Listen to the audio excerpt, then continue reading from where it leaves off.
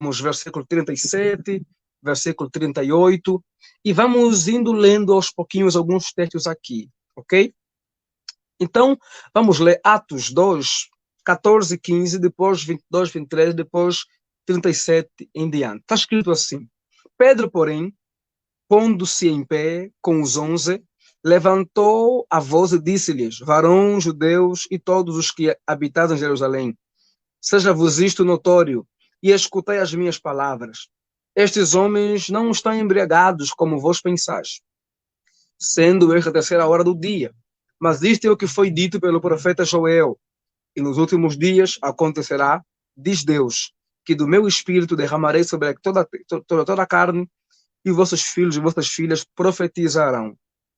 Os vossos jovens terão visões, os vossos velhos sonharão sonhos. 16. E também do meu espírito derramarei sobre os meus servos e minhas servas naquele dia, e profetizarão. Versículo 22 em diante, ao 24. Varões israelitas, escutai estas palavras. A vós com maravilhas, prodígios e sinais que Deus por ele fez no meio de vós, como vós mesmo bem sabeis, a este que vos foi entregue pelo determinado conselho e presciência de Deus, tomando-o vós o crucificaste e mataste pelas mãos injustos, ao qual Deus o ressuscitou, soltas as ânsias da morte, pois não era possível que fosse retido por ela. Versículo 37, está escrito assim: Ouvindo eles isto, compungiram-se em seu coração e perguntaram a Pedro e aos demais apóstolos: Que faremos, varões irmãos? E disse-lhe Pedro: Arrependei-vos e cada um de vós seja batizado em nome de Jesus Cristo, para perdão dos pecados, e recebereis o dom do Espírito Santo. Porque a promessa vos diz respeito a vós, a vossos filhos e a todos que estão longe, a tantos quanto Deus nosso Senhor chama. E com muitas outras palavras, isto testificavam e exortavam, dizendo: Salvai-vos desta geração perversa. De sorte que foram batizados os que de bom grado receberam a sua palavra. E naquele dia agregaram-se quase 3.000 almas. E perseveravam na doutrina dos apóstolos, e na comunhão, e no partir do pão, e nas orações. E em cada alma havia temor, e muitas maravilhas e sinais se faziam pelos apóstolos. Queridos, o livro de Atos dos Apóstolos é conhecido como um segundo volume de um único livro que foi escrito por Lucas. Digamos, Lucas escreve uma obra que tem 2 volumes, Lucas e o livro de Atos. E a gente percebe isso, o capítulo 1 de Atos, por exemplo, é uma recapitulação do capítulo 24 do livro de Lucas. Isso era muito comum naquele contexto de livros que eram apenas um único livro com 2 volumes. E o livro de Atos, capítulo 1, nós encontramos o que é a ascensão de Cristo. Nós vemos Cristo sendo ascendente ao céu, e antes que ele sobe, Jesus fica por cerca de 40 dias conversando com seus discípulos depois da sua morte, instruindo eles a respeito do reino de Deus, do reino dos céus. E os discípulos fazem a Jesus algumas perguntas. E é interessante que a pergunta que os discípulos fazem remete e mostra o quanto alguns deles ainda não tinham percebido tão bem a proposta que Cristo havia apresentado a eles com relação ao reino de Deus. Porque quando lemos Atos capítulo 1, versículo 6, 7, nós percebemos que os discípulos estão perguntando a Cristo se ele iria restaurar o reino de Israel.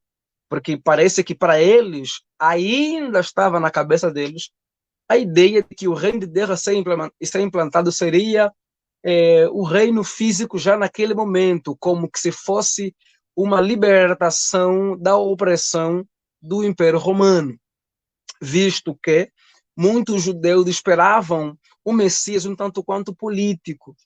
E alguns dos discípulos de Jesus, muito provavelmente, fizeram parte de grupos que tinham essas percepções. Grupos como os sicários, que eram nacionalistas e queriam acabar com Roma, queriam libertar Israel da opressão de Roma, e, portanto, esperavam no Messias, um Messias político. E os discípulos também ainda achavam isso, né? Irmãos, paz do Senhor que estão chegando, sejam muito bem-vindos, paz seja com todos. Estamos falando sobre Pentecostes como inauguração do tempo de colheita, do tempo de colheita. E então Jesus vai cortar essa percepção equivocada dos discípulos e vai no versículo 8 do capítulo 1 dizer a eles que eles, na verdade, deveriam ficar na cidade de Jerusalém. Por quê? Porque eles seriam revestidos de poder ao ouvir sobre eles o Espírito Santo, para que fossem testemunhas de Cristo em Jerusalém, na Judeia, Samaria, até os confins da terra. E então os discípulos, depois de ouvirem isso, o versículo 10 do capítulo 1 diz a Escritura que Jesus vai ser assunto aos céus. E tão logo ele é assunto aos céus, os discípulos estão olhando para ele, diz a palavra que os anjos vão dizer, vocês estão olhando para cima, fiquem tranquilos, assim como estão vendo subir, vocês também o verão descer. Perceba que a temática Espírito Santo foi o último assunto que Cristo tratou antes de ser assunto ao céu. Versículo 8, versículo 9, foram os últimos assuntos que Cristo tratou, falou para os discípulos, sobre o Espírito Santo, sobre o revestimento de poder. E então ele subiu. Só que Jesus sobe, mas antes de subir faz a promessa de derramamento do Espírito Santo. E o interessante é que os discípulos permanecem ali, e o capítulo 1, versículo 14, diz que os discípulos estavam ali perseverantes em oração. Estavam com eles as mulheres, como Maria, estavam ali orando. Depois, então, deles orarem, o que vai acontecer? Eles vão eleger um outro homem para substituir Judas, para ocupar o lugar de Judas, no apostolado, que vai ser ali Matias. E o que vai acontecer? Depois disso acontecer, chega então Atos capítulo 2. Os discípulos estão em Jerusalém, aguardando a promessa do Mestre. E Lucas faz questão de apresentar meticulosamente algumas ênfases ali, né? Lucas mostra o local adequado, o local ideal, Jerusalém, eles estão em Jerusalém. Lucas fala também do contexto do povo, que está também de forma adequada, que é o povo está unido, está unânime, estão juntos ali, e também apresenta talvez aquele que é o ponto mais relevante, que é a ocasião apropriada, que é Pentecoste. Pentecoste, quando nós cristãos e pentecostais ouvimos falar de Pentecoste, já remetemos diretamente à pessoa do Espírito Santo. Mas aqui no livro de Atos, o versículo 1 do capítulo 2, diz que estavam todos reunidos e era o quê? No dia, chegou o dia do Pentecoste, cumprindo-se o dia de Pentecoste.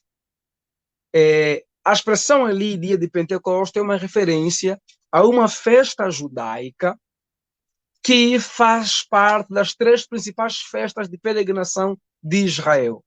As 3 principais festas são o quê? O Pessach, que é a Páscoa, o Sukkot, que é uma festa que Israel ficava em tendas, em cabanas, para poderem lembrar do tempo que ficaram lá no deserto e como Deus proveu a eles no deserto, e também para relembrar aqueles judeus que estavam na diáspora.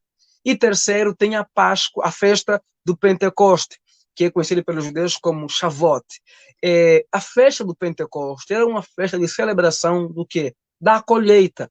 Pentecoste é a festa que estão celebrando a colheita, o tempo de colheita, a provisão de Deus, a fidelidade de Deus de manter o seu povo.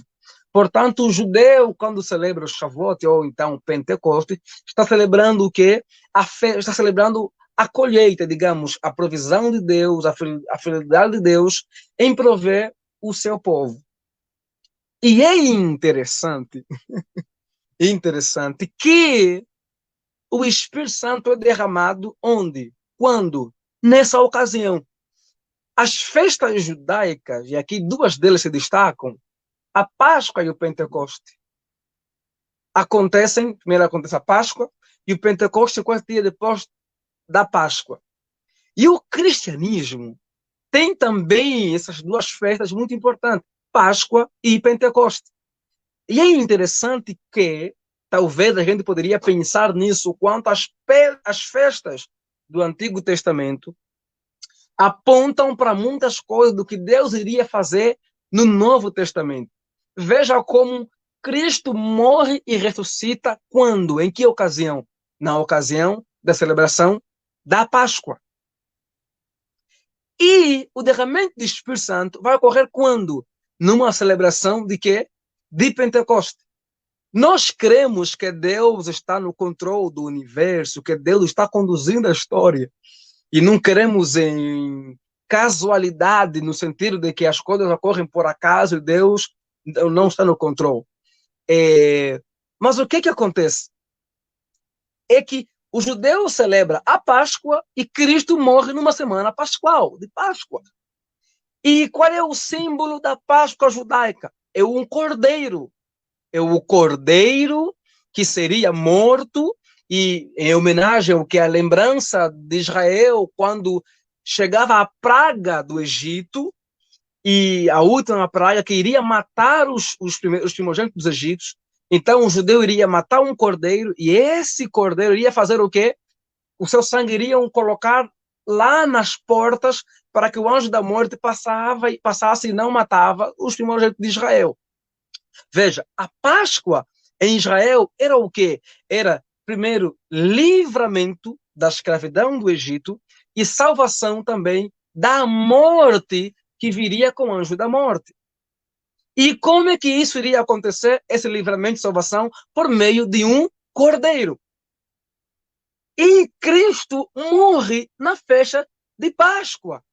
Veja, Cristo, se o judeu celebra a Páscoa celebrando, matando um cordeiro, Cristo é o nosso cordeiro que morreu numa Páscoa. Só que, diferente dos judeus, nós também, digamos, diga-se passagem, também celebramos na Páscoa o quê? Livramento do quê? Da escravidão do pecado. Porque passamos da escravidão para a liberdade através de Cristo. E também o que é salvação da morte, porque em Cristo nós somos salvos, de fato, que tanto da morte como da condenação eterna, através da morte e ressurreição de Cristo. E o que acontece? É interessante que o Pentecoste, para os judeus, vem depois da Páscoa. E também para nós, o Pentecoste, e Pentecoste para nós tem a ver com o derramamento do Espírito Santo, vem o quê? Depois da Páscoa. Digamos, a Páscoa, ela torna o Pentecoste factual, real. O Pentecoste só é possível por ser antecedido pela Páscoa.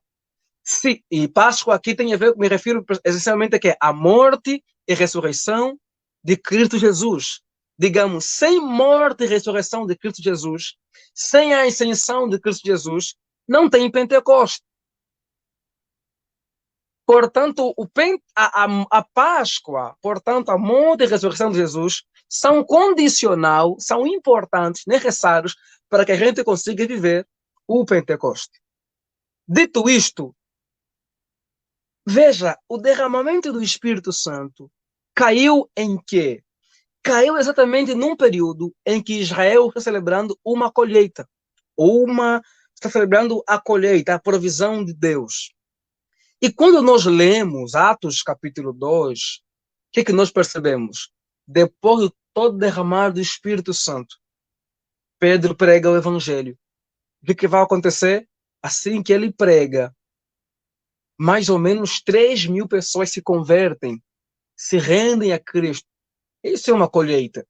Portanto, se para o judeu o Pentecoste é a festa da colheita, Deus escolheu a festa da colheita para o judeu, para ser o dia que ele iria derramar o Espírito Santo sobre a terra, então sobre a humanidade, numa dimensão nunca vista antes, porque o Pentecoste, Atos 2, ali começa o quê? A inauguração dos últimos dias. Aquilo que se prometeu no Antigo Testamento se concretiza em Atos 2. Mas o que eu quero mesmo pensar com os irmãos é o que é de concreto. Quando é que o Pentecoste se será para nós como uma colheita? Inaugura esse tempo de colheita em que a igreja é cheia do Espírito e então alcança, somos capacitados e levamos o evangelho para o mundo. Eu quero pensar com os irmãos aqui algumas verdades. A primeira é que diz a Escritura que os discípulos estavam todos reunidos e veio o Espírito Santo, eles são cheios do Espírito. Então, para nós, o Pentecoste não é mais a festa judaica, para nós cristãos. O Pentecoste tem a ver com o quê? Tem a ver com esse derramamento do Espírito Santo.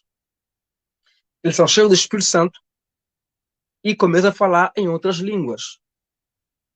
Como eles estavam ali no templo, no tabernáculo, ou então, melhor, no templo, no cenáculo, diz a Escritura, que tinha em Jerusalém judeus de várias partes do mundo, judeus que moravam em regiões longínquas, em partes de África, como Etiópia, em partes do Império Romano, judeus de todas as partes do mundo, da diáspora. E eles, vendo aquilo, os discípulos falando em outras línguas, eles ficaram espantados. Quando você lê o texto de Atos 2, você encontra que o grupo estava dividido. Tinha o grupo daqueles que ficavam maravilhados, porque perceberam que o povo falava em suas línguas, digamos. Eles falavam e eles conseguiam entender o que eles falavam. E eles diziam, mas eles não são galileus? Como é que eles, sendo galileus, estão falando e nós conseguimos ouvi-los? Ou então conseguimos compreendê-los? E diz a Escritura que também tinha um outro grupo que disse o quê? Eles estão embriagados. Eles estão bêbados. Eles estão bêbados. Estão cheios de mosto. E então, no versículo 5, Pedro vai abrir a boca, vai se levantar em defesa de quem? Em defesa dos apóstolos, em defesa do grupo que estava ali, cheio do Espírito Santo. E quando Pedro abre a boca para falar para eles, Pedro começa fazendo o quê? Defendendo eles, dizendo, olha, varão judeus, esses irmãos não estão embriagados, como vocês dizem, sendo ainda a terceira hora do dia. A ênfase que Paulo faz da menção ali do período do dia é muito provável que seja porque Pedro quer dizer, olha, sendo ainda um período em que nem o café da manhã nós tomamos, nem matabichamos ainda, como é que já estaremos embriagados? Digamos, não faz muito sentido, porque ainda é muito cedo.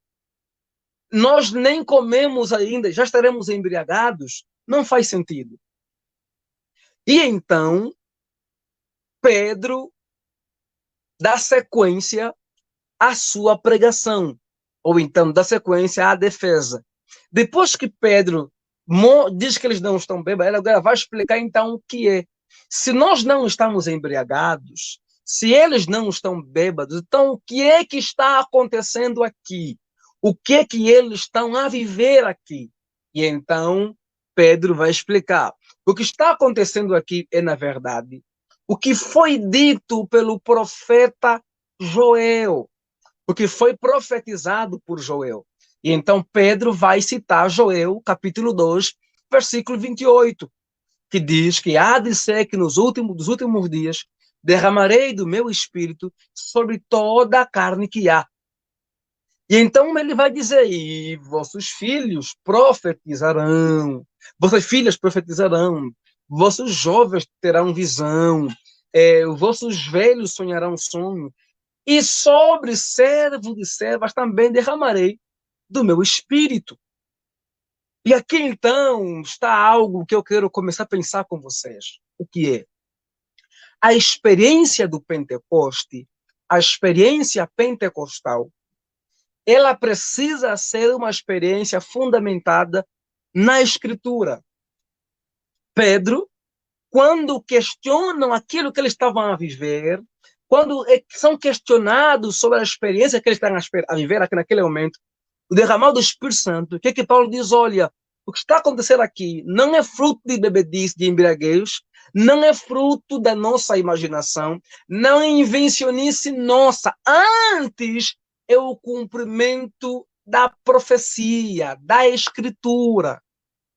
A experiência pentecostal não pode ser uma experiência fruto de emoção, de carnalidade, de autossugestão. A experiência pentecostal precisa ser fundamentada aqui, ter base na Escritura.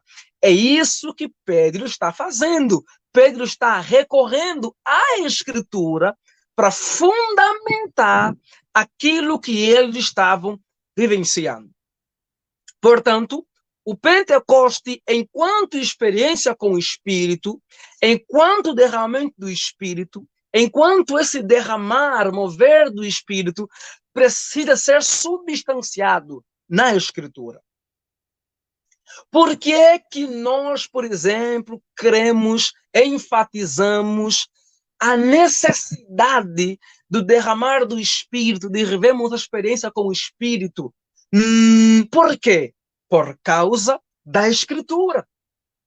Porque no Antigo Testamento, nós encontramos, por exemplo, Moisés ansiando, lá em Números, capítulo 11, versículos 23 e 24, ansiando que todo o povo fosse cheio do Espírito. E nem todos foram. Nós encontramos agora em Joel a promessa de que o Senhor derramaria nos últimos dias o seu Espírito sobre toda a carne. Quando lemos a Escritura em Lucas, principalmente em Lucas, Lucas é o autor dos evangelhos que mais enfatiza a derramada do Espírito Santo. Jesus nasce num ambiente em que as pessoas são cheias do Espírito Santo. Maria é cheia do Espírito Santo para gerar Cristo. Isabel, sua prima, quando ela a visita, ela é cheia do Espírito e profetiza sobre Cristo, sem ela saber que Maria estava grávida. Zacarias é cheio do Espírito Santo e também profetiza. Aquela mulher, a Ana, profetiza lá no templo, quando o Cristo é apresentado, é cheio do Espírito Santo e também profetiza. Simeão também é cheio do Espírito Santo e também profetiza. Cristo Jesus, em Lucas, em Mateus, enquanto ele está orando, Lucas 3:21, deixa o Espírito sobre ele em forma corpórea de uma pomba. E no capítulo 4 ele diz o quê? Ele usa a Escritura de Isaías 61 para dizer o quê? Hoje se cumpriu essa palavra. Qual palavra? Que o Espírito do Senhor está sobre mim. Portanto, a Escritura que é usada por Cristo, no caso em Lucas 4:18, como fundamento para a unção que está sobre ele, é usada por Pedro, só que em Joel 2:28. Para quê? Para dizer que o que estamos vendo aqui é resultado da Escritura. Portanto, o Pentecoste, para ser legítimo, o legítimo Pentecoste, a legítima experiência pentecostal, não deve ser fruto da emoção, da carnalidade, da autossugestão. Deve ser pautado na Escritura. Está escrito. E nós, e como é que nós trabalhamos isso para nós? Naquilo que Pedro diz. O que Pedro diz? Versículos 37. Não, perdão, versículos 39.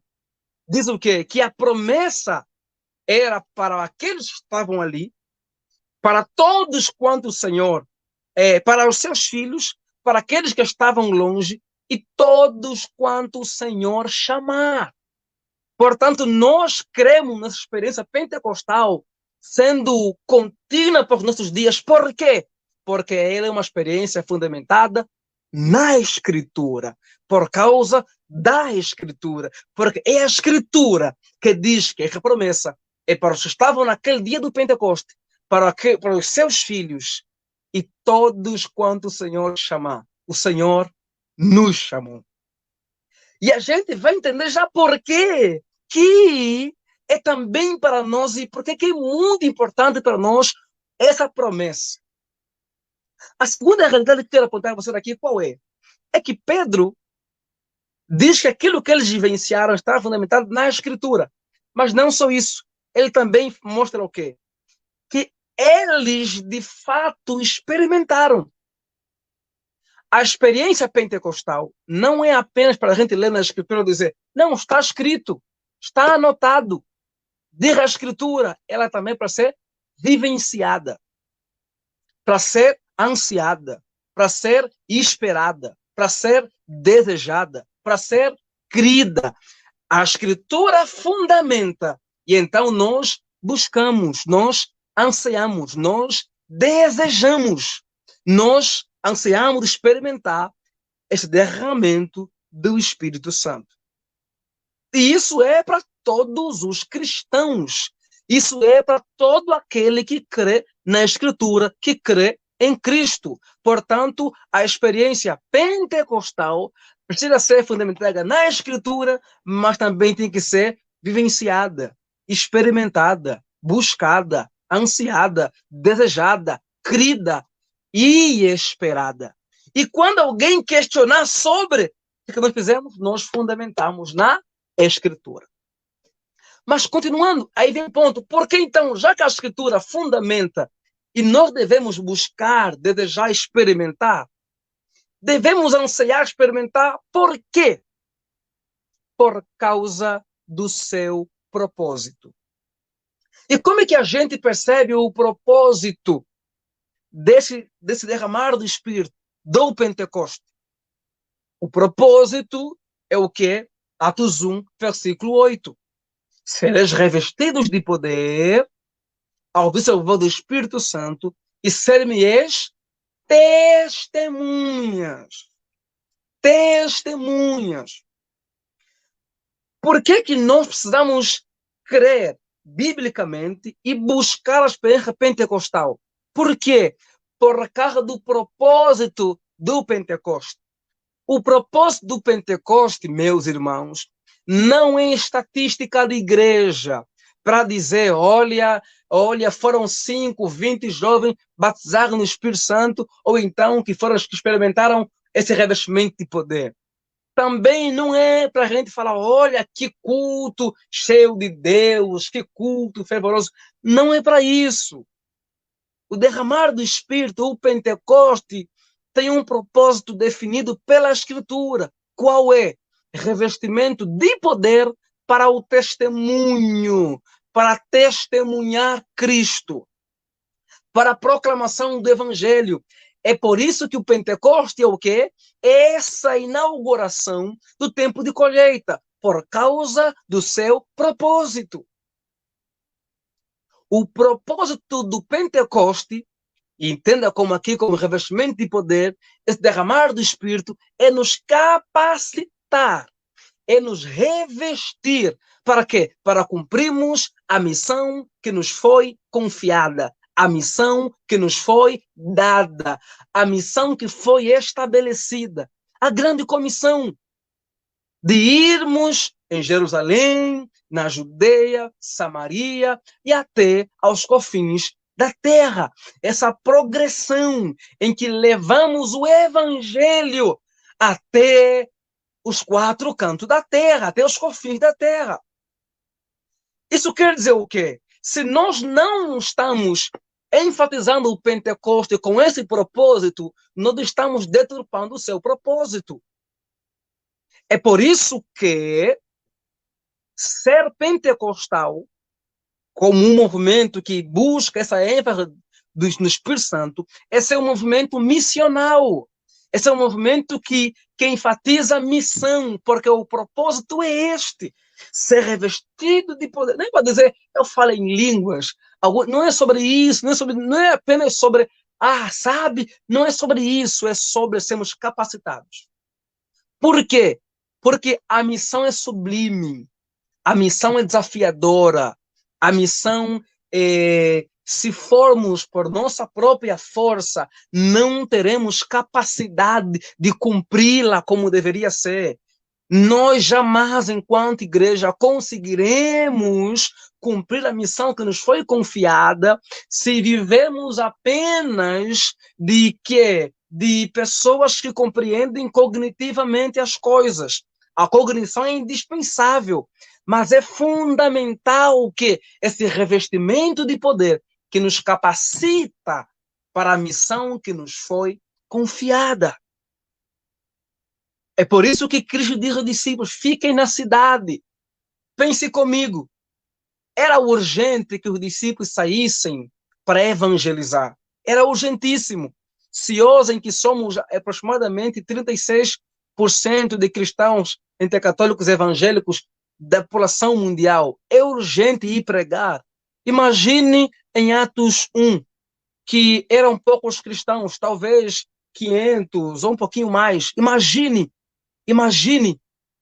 naquele tempo era urgentíssimo, assim como é hoje. Naquele tempo, muito mais. Mas é interessante que, mesmo sendo urgente ir, Jesus diz para eles: é necessário que vocês fiquem em Jerusalém. Para quê? Para serem capacitados pelo Espírito Santo de Deus.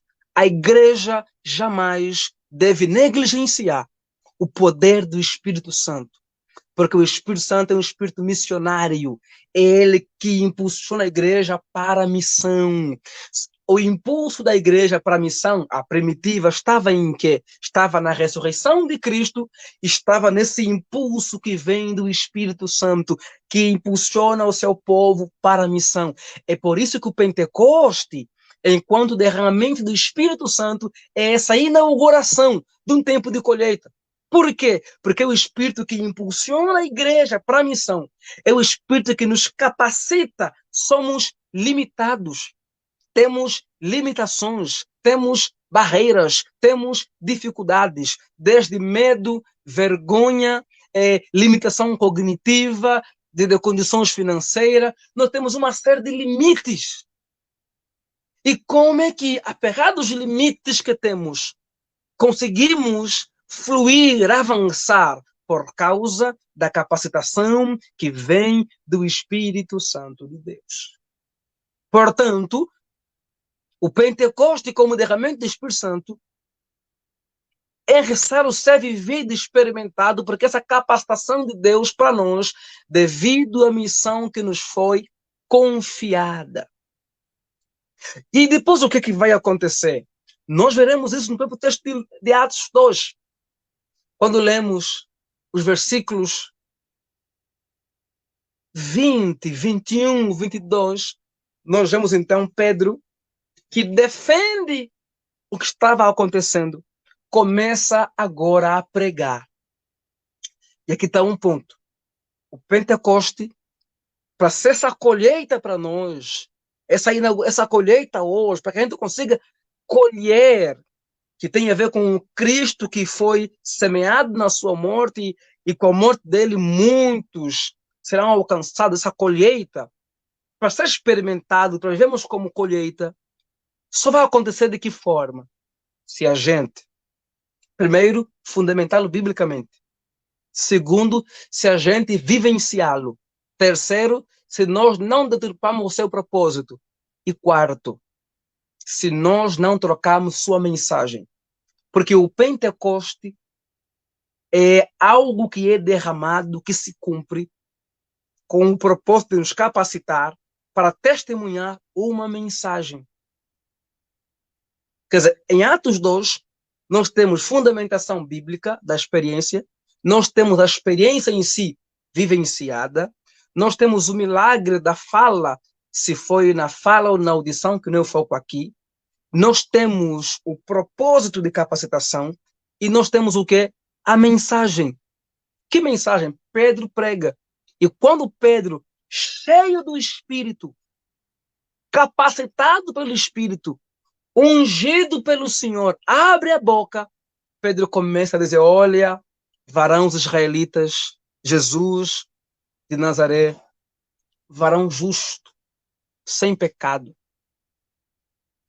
esteve entre vós. E estando ele entre vós, sabe o que aconteceu?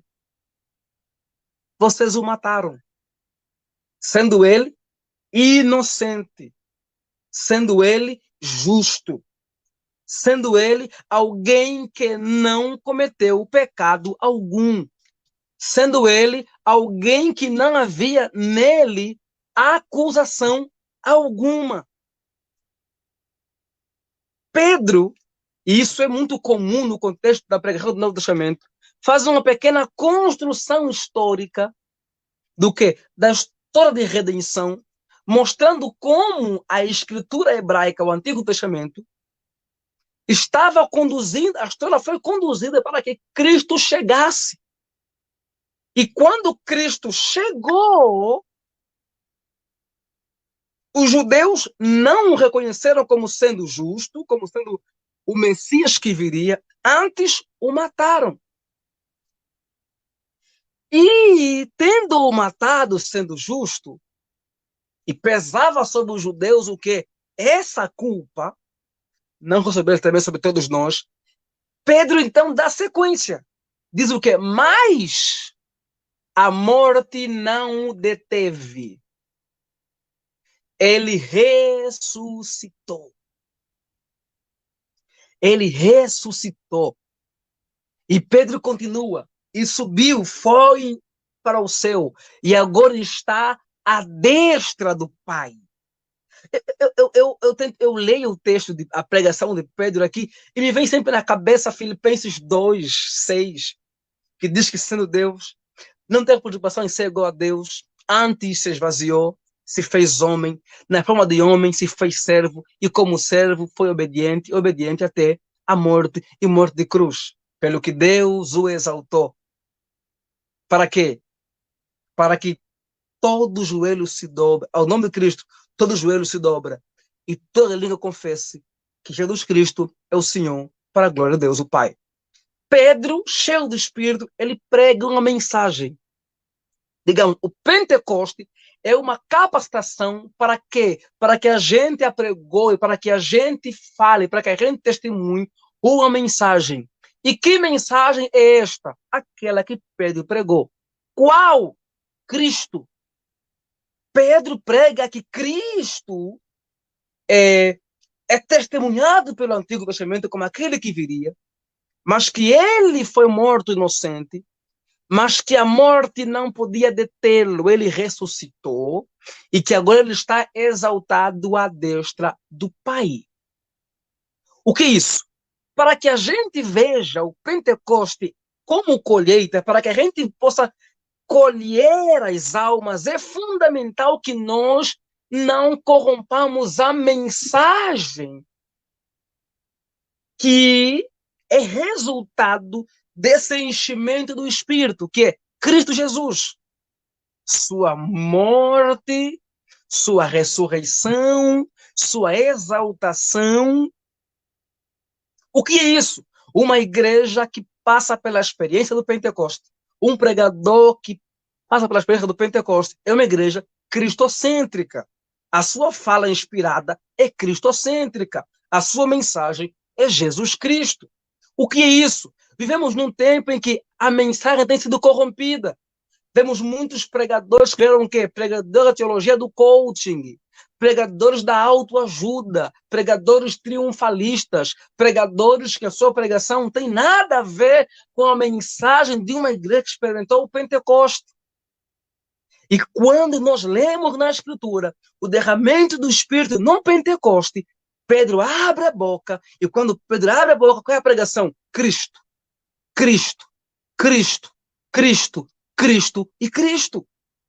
Esse é o querigma neotestamentário, a morte de Cristo e sua ressurreição, sua exaltação. Portanto, enquanto igreja, pentecostal, e pentecostal aqui não entenda como a nossa igreja, denominação, mas a igreja que experimenta, que é guiada, que é conduzida, que é cheia pelo Espírito Santo, e nesses moldes, toda a igreja que se diz cristã é pentecostal. Não nos moldes da igreja pentecostal como pentecostalismo moderno, mas na ideia de sermos gerados, regenerados, guiados, iluminados, conduzidos, revestidos, santificados pelo Espírito. Uma igreja que é pentecostal, que experimenta o Pentecoste, ela tem uma mensagem: Jesus Cristo de Nazaré. Sua morte, sua ressurreição, sua exaltação e também, sem dúvida, sua segunda vinda. E o que vai acontecer?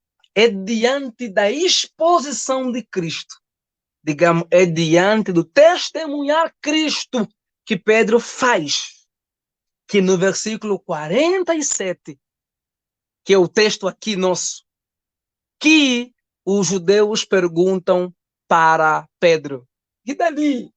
O que a gente faz? Matamos ele, sendo inocente, ele morreu. Entendemos a mensagem? O que a gente faz? E então Pedro faz o apelo: arrependam-se. Arrependam-se. Arrependam-se. Por quê? Porque esta é promessa para que vocês experimentem o dom de Deus, sejam batizados em nome de Jesus, pois esta promessa é para vocês, os vossos filhos e todos quanto o Senhor chamar. Entenda que o Pentecoste tem que ter fundamento bíblico, o Pentecoste tem um propósito, o Pentecoste tem que ser experimentado, o Pentecoste tem uma mensagem. Se quisermos viver essa realidade de colheita, que o Pentecoste, de fato, é essa inauguração, nós temos que fundamentar biblicamente, ser uma igreja que zela pela Escritura, uma igreja que experimenta o Pentecoste, uma igreja que não deturpa o propósito do Pentecoste, uma igreja que não deturpa a mensagem do Pentecoste e uma igreja que apela. Depois de expor a mensagem, ela apela para o arrependimento, ela apela para o encontro com Deus, ela apela para a rendição, ela apela para essa proximidade e reconciliação com o divino. E diz a Escritura que depois que Pedro faz isso, diz que eles têm que se arrepender. Eles se arrependem, são batizados. E diz a Escritura que quase 3.000 pessoas se uniram aos cristãos que estavam ali no Pentecostes, que estavam ali, que experimentaram o derramamento do Espírito Santo. O que nós queremos, enquanto igreja, é enfatizar, é vivenciar, é buscar a experiência pentecostal. Nós temos que fazê-lo com fundamento bíblico, nós temos que fazê-lo sem deturpar o seu propósito, nós temos que fazê-lo zelando pela sua mensagem, pela essência da sua mensagem, porque a mensagem ungida pelo Espírito é Cristo Jesus. E então nós temos que fazer o quê? Nós temos que nos direcionar para o público e convocá-los para o arrependimento. Porque a morte de Cristo, porque a ressurreição de Cristo é o Evangelho. Mas o condicional para recebermos os benefícios do Evangelho, qual é? É o arrependimento e a fé. Portanto, o Pentecoste, a sua mensagem é o Evangelho.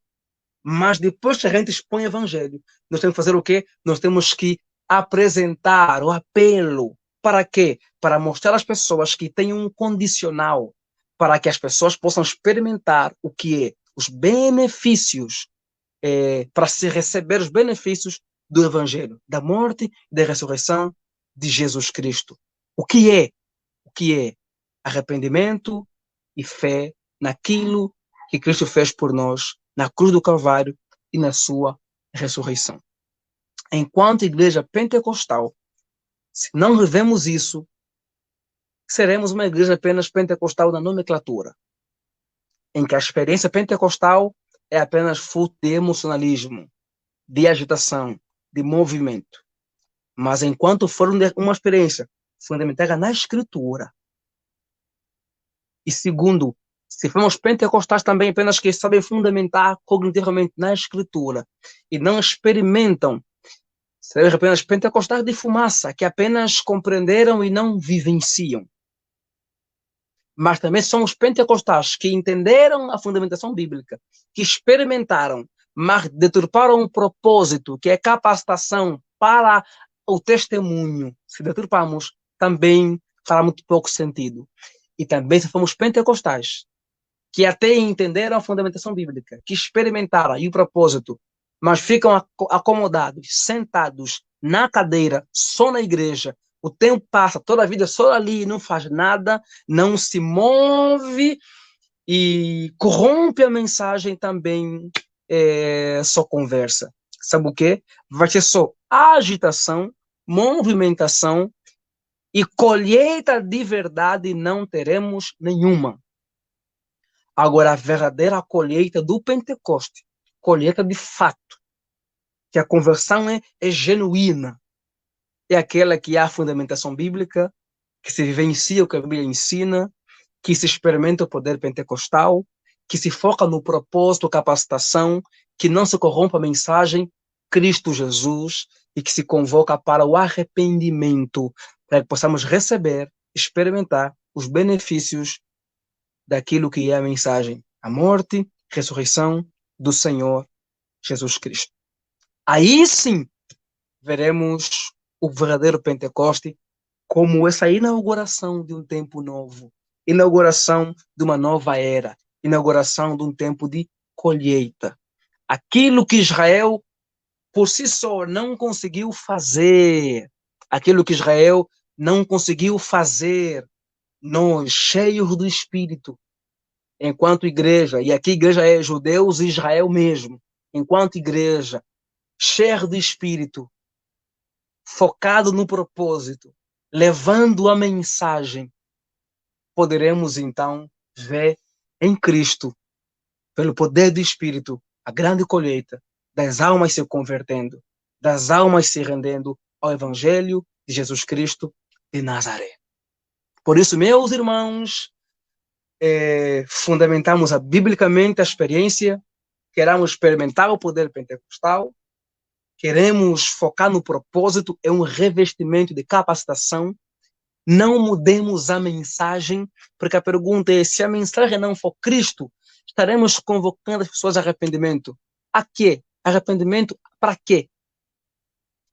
Porque a mensagem que é condicional para que a gente se arrependa, ter o arrependimento como condicional, é o Evangelho, é Cristo. Então, Cristo deve ser o centro. Sua morte, sua ressurreição, sua exaltação e sua segunda vinda para buscar a sua igreja. Ok? Deus nos abençoe e nos ajude. Que possamos cuidar disso e não desfocar do propósito do Pentecoste.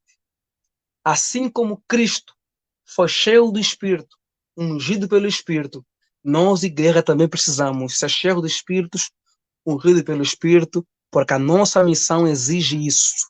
A nossa missão é árdua, é desafiadora, e só pelo poder do Espírito Santo que iremos conseguir cumprir esta missão. E eu termino dizendo que Pentecoste, que não zela por missão, Pentecoste sem Cristo é um Pentecoste vazio. Portanto, a centralidade do Pentecoste derramado do Espírito é o que é a missão testemunhando Jesus Cristo. É sermos pneumáticos cristocêntricos, cheios do Espírito para glorificar Cristo, cheios do Espírito para levar Cristo, cheios do Espírito para apresentar Cristo, cheios do Espírito para testemunhar Jesus Cristo. Isso é Pentecoste. Isso é pentecostal. E que sim, esse é um Pentecoste que está sendo inauguração para um tempo de colheita. E sabe de uma coisa? Isso aconteceu mesmo, porque os discípulos invadiram o Império Romano e ganharam muitas almas para a glória do nome de Jesus. Onde você estiver, que o Espírito de Deus desperte você, que o Espírito de Deus toque em você, que o Espírito de Deus encha você, para que com ousadia possamos testemunhar a morte e a ressurreição do Senhor Jesus Cristo de Nazaré. Nas nossas casas, na faculdade, no trabalho, nos relacionamentos, onde quer que estivermos, que possamos ser cheios do Espírito para o testemunho em nome de Jesus. Amém? Eu fico por aqui. Vamos encerrar. Vamos orar. Deus em Cristo abençoe os irmãos. E, mais uma vez, muito obrigado ao pastor Lutendo pelo convite e pela oportunidade. Obrigado a todos. Deus abençoe. E não desfoquemos disso. Amém? Não desfoquemos daquilo que é central na questão do derramamento do Espírito, da experiência pentecostal. Ok? Porque fora disso vai ser só vazio, vai ser só não tem foco em servir, não tem foco na missão de fato. Amém? Vamos orar. Pai, obrigado por tua graça, obrigado por tua bondade, obrigado porque o Senhor é bom. Obrigado porque o Senhor não nos deixou órfãos. Obrigado porque o Senhor, apesar das nossas limitações, enquanto seres humanos, o Senhor derramou e prometeu o derramamento do Espírito Santo, o Vicário de Cristo, que iria nos capacitar para a missão que nos foi confiada. Obrigado por esse privilégio de poder sermos parte, poder sermos cooperadores de Deus na missão de Deus. Ajuda-nos, fortalece-nos e anima-nos para essa missão.